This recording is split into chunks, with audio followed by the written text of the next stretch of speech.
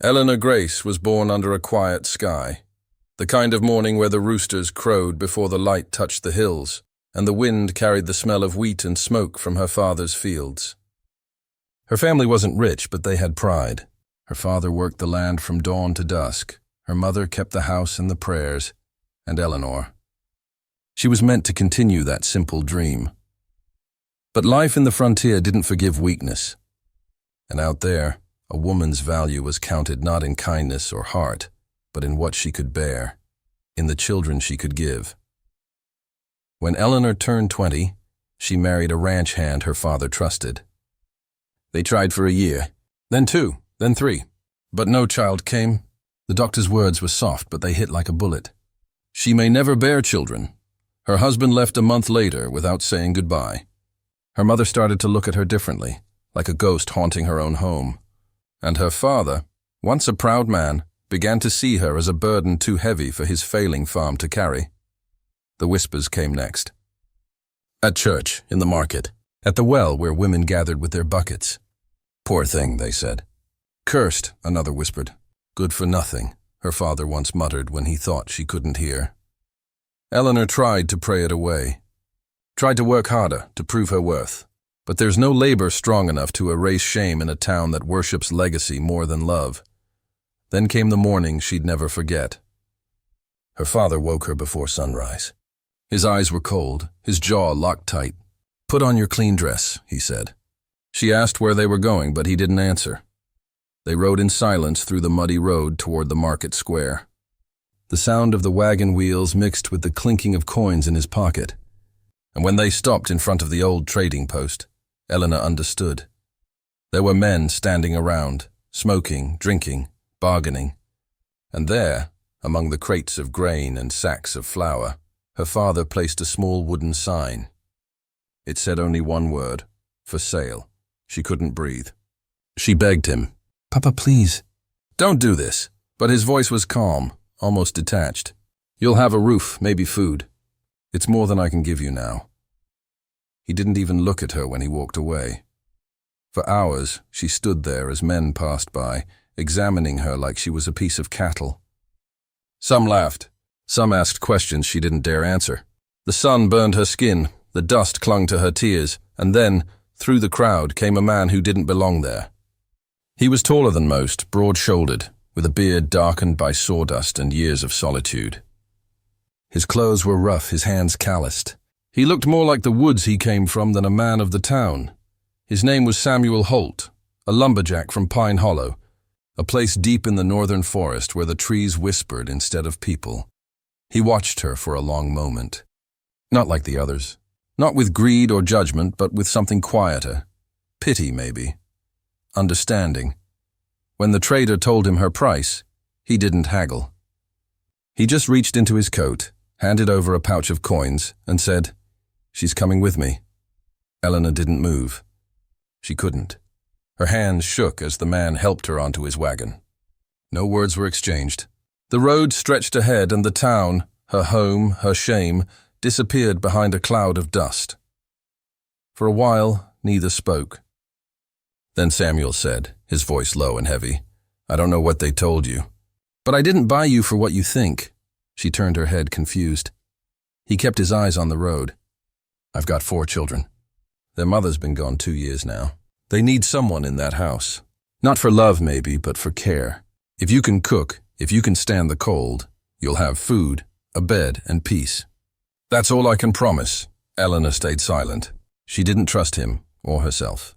But in his tone, there was something she hadn't heard in months. Restraint. When they reached Pine Hollow that night, the forest looked alive under the moonlight. And from the small cabin at the edge of the clearing came the sound of children, laughter mixed with sleep, and a baby crying softly. For the first time since her father sold her, Eleanor felt something strange in her chest. Not joy, not hope, just the faintest trace of belonging. Like maybe, just maybe, her story hadn't ended in the market after all. The cabin stood at the edge of the forest, surrounded by tall pines that whispered when the wind passed through. Smoke rose from the chimney, thin and quiet, as if the house itself was holding its breath. When the wagon stopped, Eleanor didn't move. Her hands gripped the edge of the seat until Samuel said softly, "You're safe here." She stepped down, her boots sinking into the cold dirt.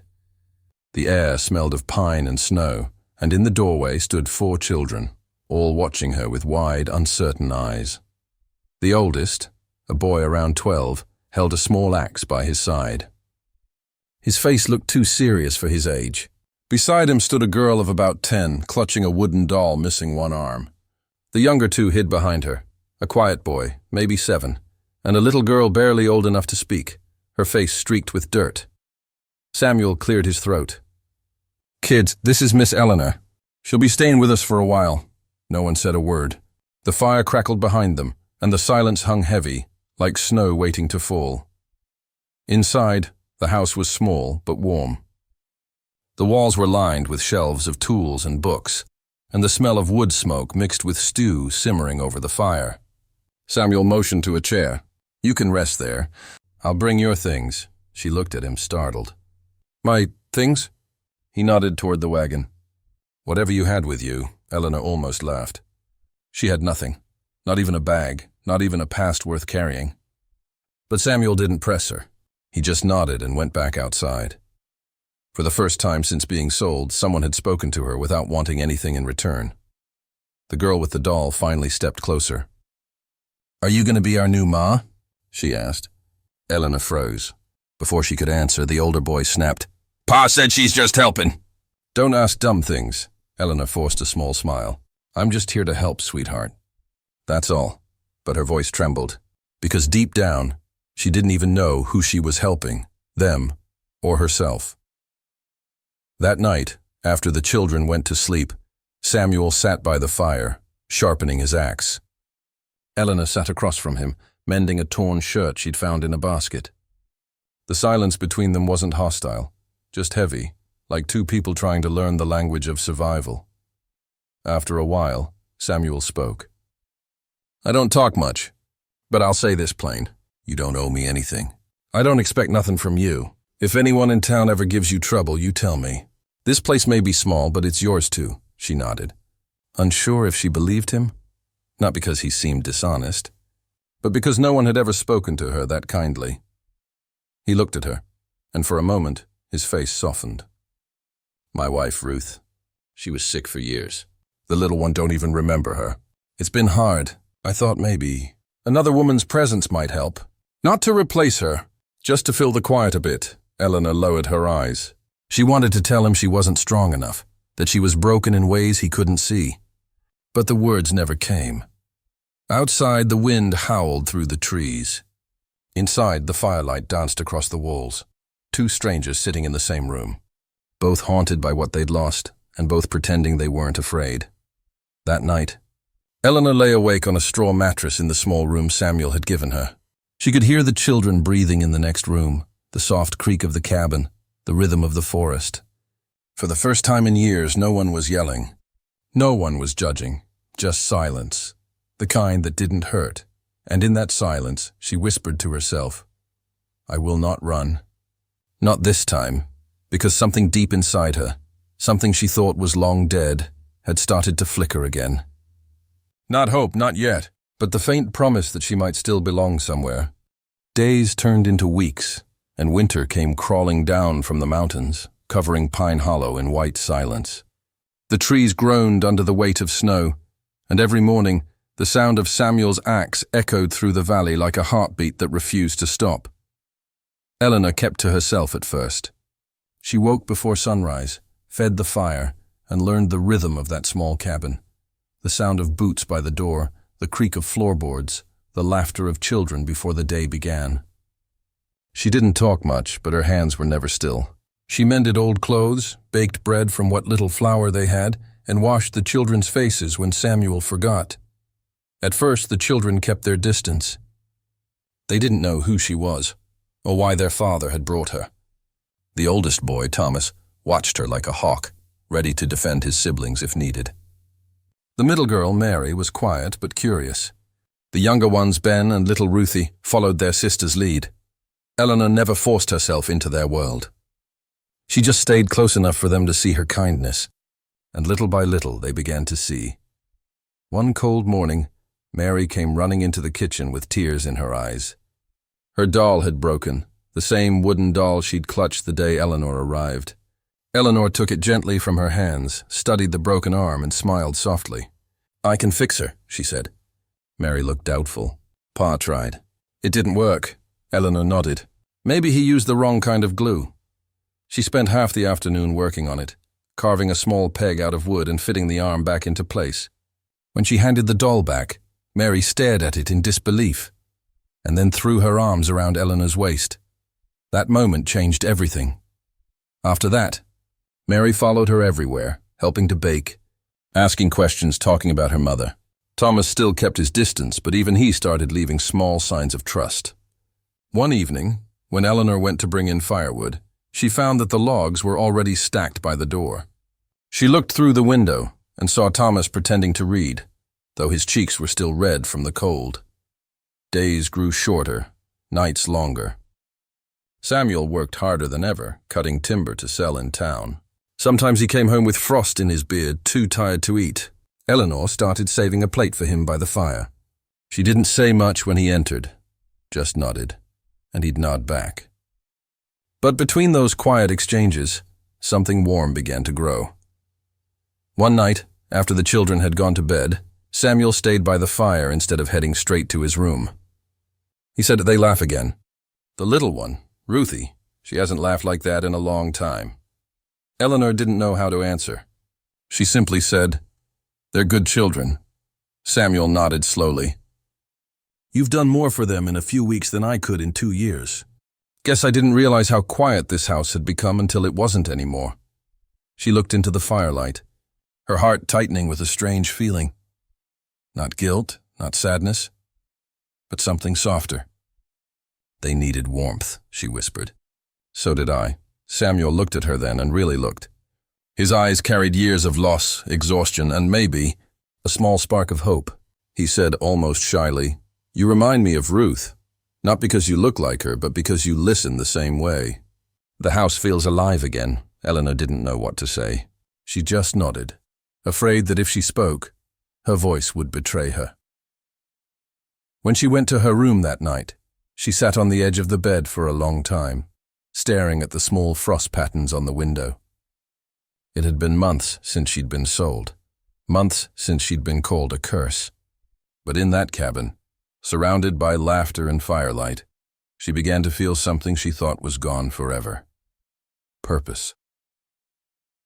By the end of winter, Pine Hollow had turned from white to gold. The snow melted, the river ran free again, and the cabin smelled of fresh bread and pine. And one morning, when the sun rose over the hills, Samuel came to the doorway, looked at her and said, "Eleanor, you've given this house back its heart." She didn't answer, not with words. She simply smiled, and for the first time it felt real. When spring came, the world around Pine Hollow seemed to breathe again. The river thawed, the birds returned, and the forest came alive with color. For Eleanor, every morning felt like a second chance. She woke to the sound of laughter, the smell of bread baking, and the sight of Samuel's children running barefoot through the grass. It should have been peace. But peace never lasts long in a place that remembers your past. One Saturday, Samuel hitched the wagon and said they'd go into town for supplies. Eleanor hesitated. She hadn't set foot there since the day she was sold. But Samuel only said, "You're not what they say you are. You don't hide from lies. You outlive them." She climbed into the wagon beside him, her heart pounding with every turn of the wheels. The town looked the same dust, same faces, same whispers. And yet everything felt different now. People stopped to stare when she stepped down. Some whispered her name, others looked away. At the general store, Mrs. Weaver, the shopkeeper's wife, smiled politely, but her eyes carried judgment. "I see you've found yourself work," she said, too loud for it to sound kind. Eleanor just nodded. Samuel, standing beside her, said firmly, "She's with me. That's all anyone needs to know. But rumors are like wildfire. Easy to start, hard to contain." By the time they left, half the town was talking. Some said Samuel had bought himself a wife. Others said he'd gone mad, taking in a barren woman to raise children that weren't hers.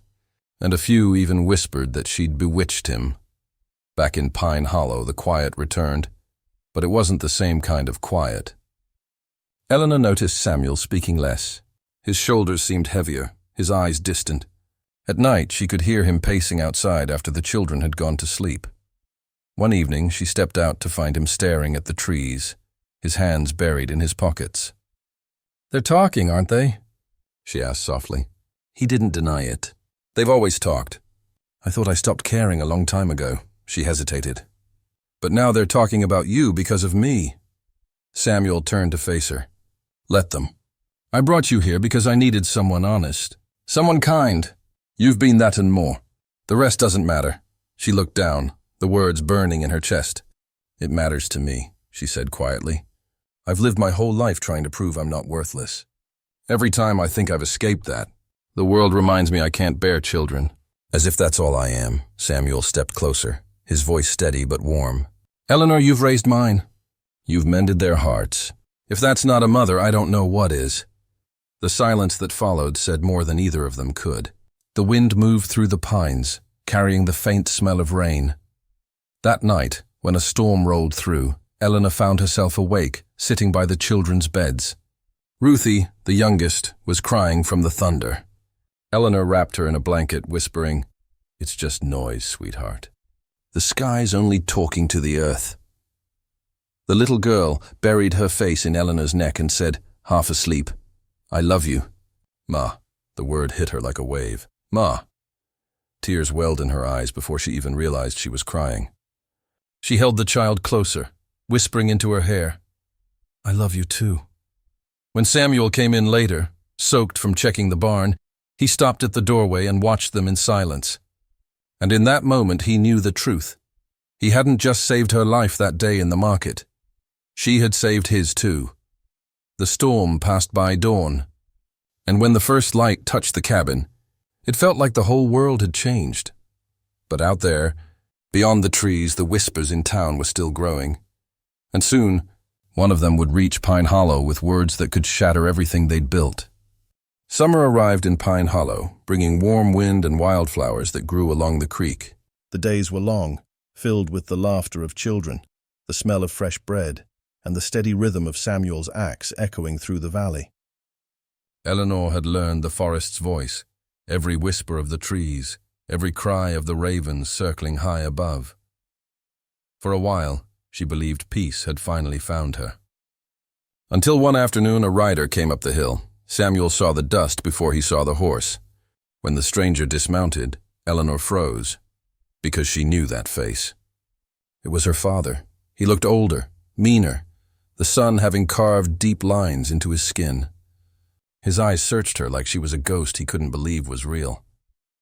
"You're alive," he said flatly. "Didn't think you'd last the winter." Eleanor didn't move.